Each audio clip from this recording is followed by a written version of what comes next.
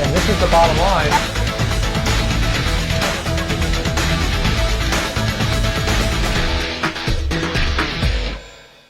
Hey everybody, I'm Doug, and this is the bottom line. Welcome! Love you guys lots. So, we're going to do our season finale. I hope you enjoy it. We take a couple of boats from Fort Lauderdale to Key Largo, and I enlist the help of Georgia, our producer, because obviously I can't run two boats. It was a lot of fun. I hope you guys enjoy it. Don't forget our sponsors: Marine Data Solutions, Saltee Rags Crew Apparel, Savvy Maritime Yacht Training, and Crew Haven. It's a no-brainer. When you arrive in town, you need a place to stay. Crew Haven. When you need training, you go to Savvy Maritime. Go zero to hero. Now you're on the boat. You need uniforms. You go to Saltee Rags.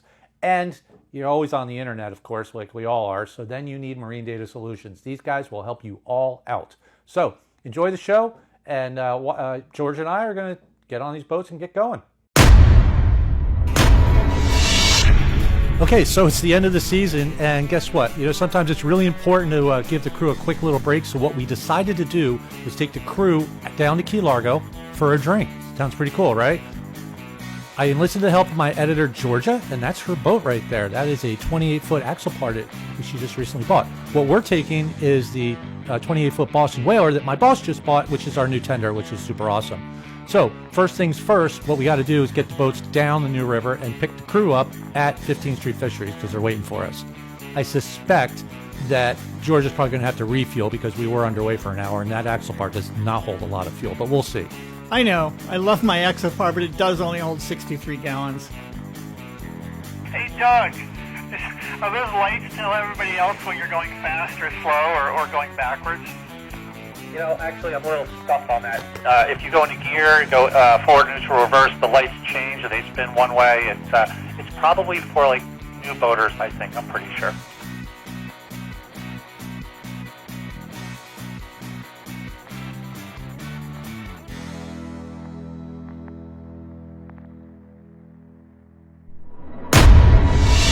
Making it to 15th Street Fisheries to pick up the crew, we actually took a little bit longer because Georgia wanted to take on some more fuel.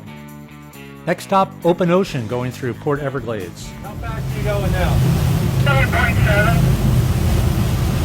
Hold on, I gotta turn my radar on. Actually, if anybody's wondering, the weather was really great. We had 2 to 3s and about 10 knots out of the east. Both boats handled the inlet very, very well.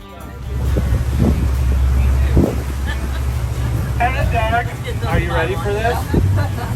It'll be fun. Trying to stay away from this monster, we turned south and hugged the coast. Our next stop, probably Miami.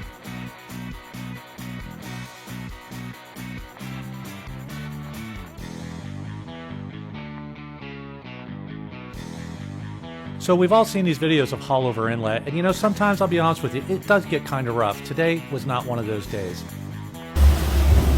So you guys probably seen it on YouTube and everything. This is the Haulover Inlet. We're right on the outside of it.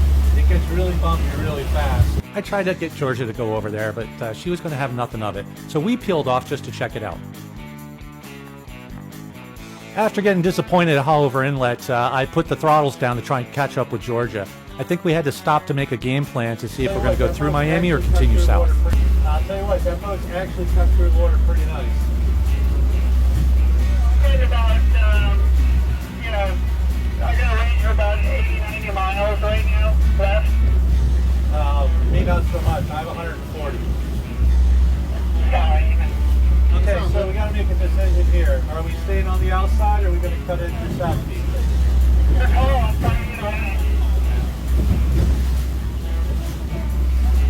I say we avoid the Miami mess and keep going.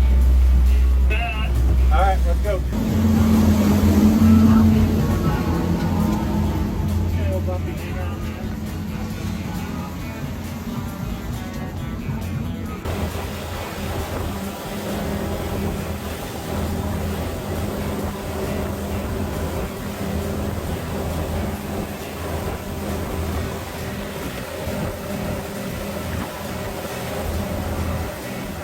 Leaving South Beach behind us, we point our bows to Cape Florida. Stiltsville is where we're going to enter. Stiltsville's kind of interesting because in its peak in the 60s, there were 65 structures, including a radio station and tower. Besides residences, they also had social clubs. The Bikini Club was one of them, where a shady businessman took a 150-foot yacht and grounded it on the shoal. Promptly decided to serve free drinks to girls in bikinis. He had nude sunbathing up top and rooms down below for pretty much whatever you wanted. The Quarterdeck Club was another one where it actually had 1,300 members. This was a place where anyone who was anyone would show up on the weekend. Sadly, in 1965, a hurricane came through and pretty much destroyed the whole area. Today, only 6 remain, and they are not allowed to build again. If you have an opportunity to check this out, please do before they're all gone. So, into the calm waters of Biscayne Bay, we decided to make Boca Chica Key our bathroom break stop. Now, on the weekends, it gets really busy, so I'm not sure if we can even get in, but we're going to give it a shot. It's a short 8 miles from Stiltsville. Boca Chica Key is kind of interesting. First private ownership was in 1908, and they had huge plans for the island. Unfortunately, the hurricane of 26 came by and leveled it.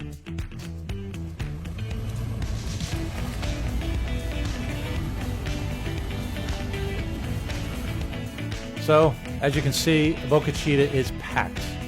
We weren't even able to tie up. Georgia tied up in a secured zone, and she was promptly asked to leave. So what we had to do was we bowed the boats up and let everybody jump off and take a quick bathroom break. Anyway, a gentleman named Honeywell came in of the air conditioning company and decided to make this his winter retreat. He had a house in Miami, but he would come out here on weekends. He built a lighthouse, he built a residence, he built cabanas, he built an engine shed for power. This was a very popular place, and his parties were famous. After everybody rotated, we pulled back out of Boca Chica, and as you can see, George just took up station outside the harbor to pull over boats. It's actually a really good source of revenue for her because the boat does have the stripe. It's not a Coast Guard stripe. First we have to go through Card Sound, and then we have to go through Barnes Sound. We decided to do an even 25 knots to get there.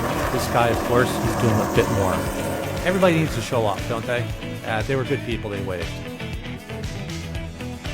So we're going to have to take a quick little run through Jewfish Creek, and that means we pass Gilbert's. Now, I'm not exactly sure we're going to have to pass Gilbert's, because if I know Georgia and her boat, we're probably going to have to stop and pick up more fuel.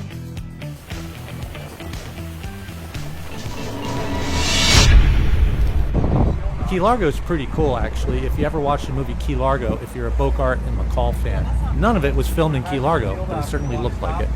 They can't make it too far without stopping. After filling up, I'm pretty sure George is confident enough to be able to make it the 3 miles to the Reef House Resort and Marina. It's pretty cool because dockage is actually free, so keep that in mind if you ever want to go down there for lunch.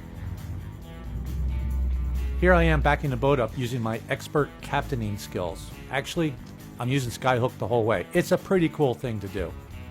What we're going to do here is park the boats and get the crew going on their holiday. The other half of our little team shows up, and Georgia, using her massive bow thruster, is bringing her boat in right in front of ours.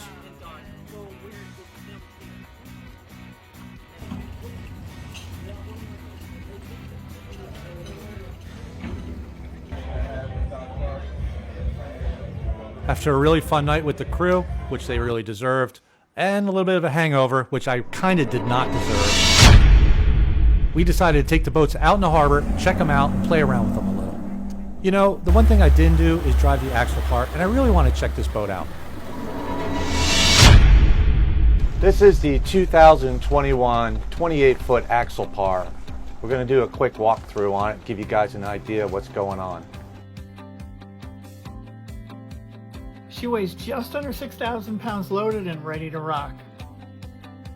The 28X has a 2-step V-hull and plumb bow. It gives the boat amazingly smooth ride, even in some chop. This is a great boat. It's got twin V6 Mercury 3.4 liter 200 horsepower engines for a total of 400 horses, and the 28 will top out at just under 55 miles an hour and cruises around 25 knots. No doubt, this is a really cool boat. It's actually built in Poland. It's designed in Finland. This particular model has all the bells and whistles. Even the roof opens up. Believe it or not, it's got air conditioning. So you can close the doors, which is brilliant. This one, the owner set it up, so they've got everything, and it looks like a little ship. I'm gonna be honest with you guys, I came on this boat wanting to hate it. I really did. I think it's stupid, all right? But from the second I walked on board, I fell in love. It's brilliant. It's a 28-foot outboard powered boat with a pilot house. It's got 200 horsepower less than the Whaler does, but it can keep up with the Whaler just as much. Maybe we'll do a little speed test later and find out which one's faster. But I can't fault this boat. I absolutely love it. For me, my personal boat. For a yacht tender, probably not the best choice. It's low to the ground, it's low to the water. You're going to be hitting some big seas when you're towing these things. An air-conditioned pilot house is spectacular, but for owners of the big boats, I think we need more deck space. This particular one has a cabin in the back. You don't need to get that if you use it as a tender, but it does take up space. I think it's brilliant. This is a 2022 Boston Whaler Vantage, 28 feet long. They call it the 280. It's a brand new model for 2019. They've upgraded the older version. As you can see, the hull's a little different, but basically a Vantage is a Vantage. Its all-up weight is 9,610 pounds. It's pushed by twin V8 outboards by Mercury, 300 horsepower each. That's like having two Mustangs on the back of this thing. Top speed is almost 56 miles an hour. It carries 180 gallons of fuel, and at 25 knots, it delivers 235 nautical mile range. This is 28 feet of awesome. It easily handles 12 people. It's got a head, a grill, a fridge. It's got a side boarding door and stern access for easy on-off with the guests. So obviously this Whaler doesn't have the electronics package that the Aftpar has. It's really just basic one screen, but it's got radar, and it's got really cool radar, open array. And who doesn't love an open array antenna? I mean, sometimes I just look at boats with open array, and I'm like, I need to own that. The other thing it's got that the Aftpar doesn't have is a thing called Skyhook. And by spinning this around, I can control the boat and move it sideways. And the engines all go crazy, and it's pretty cool. I mean, is it a novelty? I am not using the throttles at all anymore. And obviously I know how to handle a boat. It's just so much fun. But the important thing is, you're not going to be driving this boat. The deckhand or the mate's going to be driving it, and it's going to make his life a little easier. And of course, we had to find out how fast these things go, off the line and top speed. Okay, let's find out which one's faster. See this anchored boat? That's the start line. Okay, and the hotel entrance, the cabana near the inlet where we go in, is the finish line. Do we get extra points for hitting any jet skis? Yes, we do. As we set up, the locals started to gather, trying to figure out what we were doing. 3, 2, 1, go.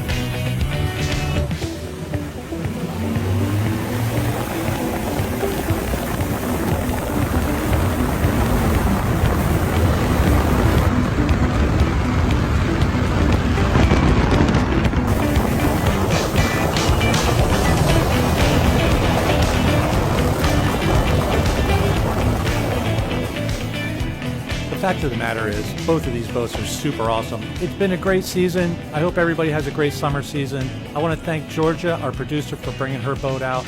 Big thanks to my boss for letting me take this boat out. Big thanks to my crew. It's always important to kind of show the crew that you appreciate them, and a little junket like this works really well. Special thanks to all our bottom feeders. We will see you after the summer. We got a lot of great things coming. Have a great summer season.